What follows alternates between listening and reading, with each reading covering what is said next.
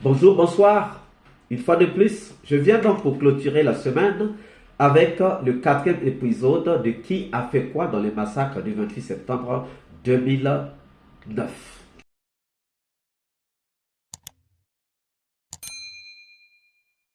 Bonjour, bonsoir.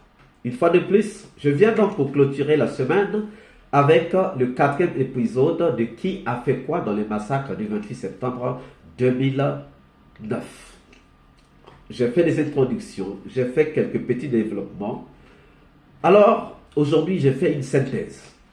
Donc, Dadis a été le comploteur lui-même. Dadis a été le concepteur lui-même.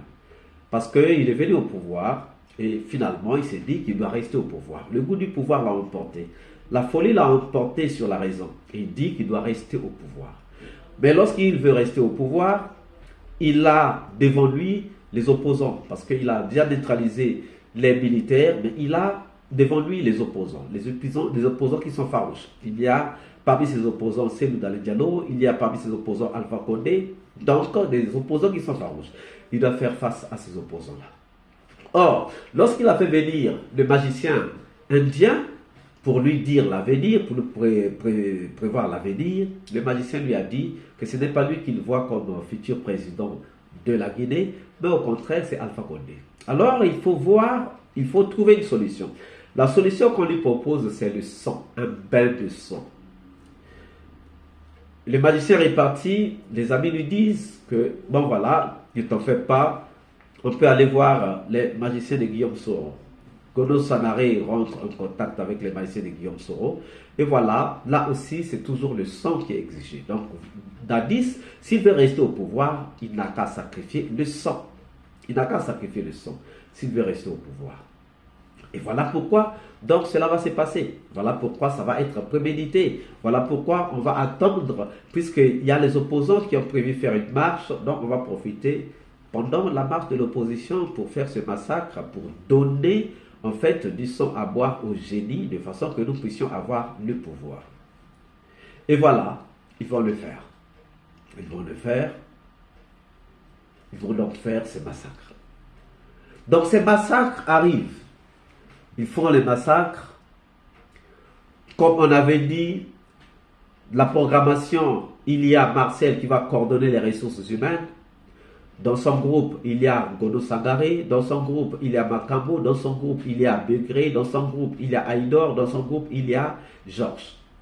Mais Georges, en plus de cela, va avoir encore la tâche de pouvoir diriger en fait les chauffeurs qui vont emmener, parce qu'il y a les recrues des Kaléa qui sont là, il faut donc emmener au stade. Il y a les recrues des Kaléa qu'il faut emmener au stade. Et voilà, donc c'est lui qui va s'en charger.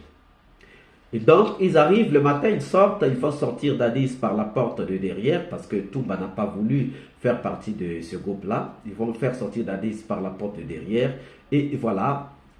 Mais lorsqu'ils vont, ils se rendent compte que le terrain n'est pas encore prêt, parce que les leaders qu'on attend tués ne sont pas encore au stade. Et voilà pourquoi ils vont s'arrêter au Pont Madina. Et lorsque tout est donné, lorsque le feu vert est donné, ils vont partir. Tchemboro qui est au stade va recevoir un appel. D'abord, c'est lui qui va d'abord ouvrir le stade. Parce que, en fait, la manifestation était prévue se tenir à l'esplanade. Mais lui, il va ouvrir le stade parce qu'il a vu qu'il y a tellement trop de gens qu'il ne peut pas les contenir. Il faut maintenant les mettre dans le stade pour mieux les contenir. Voilà pourquoi il va aller ouvrir le stade. Où est-ce qu'il a trouvé la clé? Ça, il faut poser la question au directeur du stade. Il ouvre le stade, les gens entrent dans le stade, il attend les instructions, il reçoit les instructions que les gens sont en marche, parce que là, les leaders qu'on attendait, donc Jean-Marie Doré et Cellou Dalein Diallo sont arrivés. Ils vont donc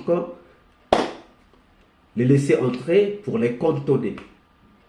Et dans le groupe, il y a quelqu'un qui sait qu'il faut tuer Cellou Dalein Diallo. Et lorsque Toumba, qui est déjà arrivé avant même les Marseillais qui arrivent au stade, Toumba est arrivé parce qu'il a dépassé quelque part. Il est arrivé, il était en train de voir, parce qu'il s'est rendu compte que Dadis n'est pas là finalement. Donc il s'est dit que bon, voilà. Mais après, lorsqu'il voit les Marseillais, il s'est dit, il y a quelque chose. C'est là où il est obligé de foncer à l'intérieur pour aller sauver les leaders. Et parmi les gens, parmi les assaillants qui sont à côté des leaders pour les tuer, il y a un qui va dire à Cellou Dalein Diallo, nous sommes venus pour te tuer, couche-toi. C'est là où Cellou Dalein Diallo va se coucher. Cellou Dalein Diallo va se coucher pour se faire prendre comme un mort. C'est ça qui va permettre que même les Baouri soient sauvés. Parce que le mort est déjà là. Celui qu'on voulait tuer est déjà là. C'est ça qui a fait que les Baouri soient sauvés. Ils ne le savent pas. Ils ne le savent pas. Et ils font leur opération parce que déjà même, avant même que les anciens arrivent, il y a déjà des infiltrés au niveau du stade. Il y a des gens qui sont infiltrés au stade. Et ces gens-là, dès qu'ils voient les Marcel arriver, ces gens-là commencent à assommer. Voilà pourquoi vous allez voir dans les commentaires ou dans les témoignages que les gens avaient commencé à tomber même au niveau de la pelouse ou encore au niveau des gradins. Parce qu'il y avait déjà des infiltrés même au niveau des gradins. Et voilà, c'est ça qui va se passer. Et voilà, on tue les gens, on massacre les gens, mais ils savent que la communauté internationale ne va pas rester à la marge. Donc il faut effacer les traces. Tchèque Boro qui était là en train de surveiller toutes les opérations, même regardez là où on dit que Tchèque Boro a sauvé les leaders, là où Baouri dit que non, il a vu Tchèque Boro qui passait. Il passait parce qu'il était en train de surveiller. Il était en train de surveiller, les massacres ont terminé ou presque terminé. Il était en train de surveiller pour se rendre compte parce qu'il devait donner le compte rendu, il devait faire le compte rendu à Dadis qui était avec Pivi à Marokana. Et donc, lorsqu'on l'interpelle, il est obligé, parce qu'il est su, il était obligé de prendre, d'emmener les deux leaders à la clinique. Mais il revient, parce que les opérations doivent continuer. Il faut laver le stade. Il faut laver le stade. Même le directeur du stade a dit qu'il était surpris le lendemain lorsqu'il est venu au stade et qu'il a vu que le stade était balayé, tout ça. Qui a balayé le stade? Qui a coordonné? C'est Tchèque Boro. Et pendant que le problème au stade a pris fin, Pivi va aller maintenant dans les pillages. Lorsque les gens vous disent que non, Pivi n'était pas là, Pivi était là. Pivi est rentré à Conakry à 10h55. C'est eux qu'on attendait, à lui et Bégré qu'on attendait au stade. Mais Bégré a rejoint les autres, le groupe de Marcel au stade. C'est eux qu'on attendait au pont de Madina.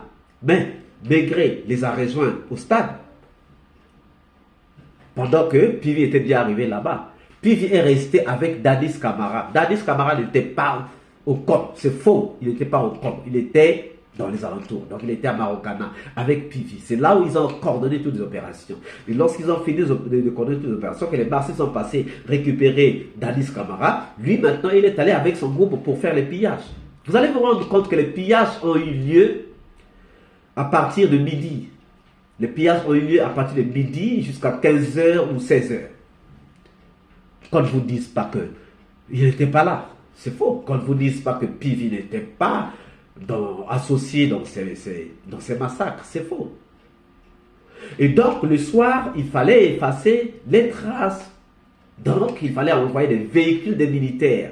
Cette fois-ci, ce n'était pas les bus. Cette fois-ci, c'était les véhicules des militaires qu'on a emmenés pour effacer toutes les traces, pour mettre le stade à neuf. Maintenant, qu'on ne nous dise pas que Pivi n'était pas impliqué. Il était impliqué, il était là. Alors, chers amis, j'attends vos questions parce que je dois voyager tout à l'heure. J'ai rendez-vous avec des témoins et j'attends vos questions que je peux leur poser. S'il y a des zones d'ombre à gauche ou à droite, ne manquez pas de m'envoyer ces questions-là pour que je les leur pose. Pour ce soir, je voulais vous dire à très bientôt. Que Dieu vous bénisse. Ciao.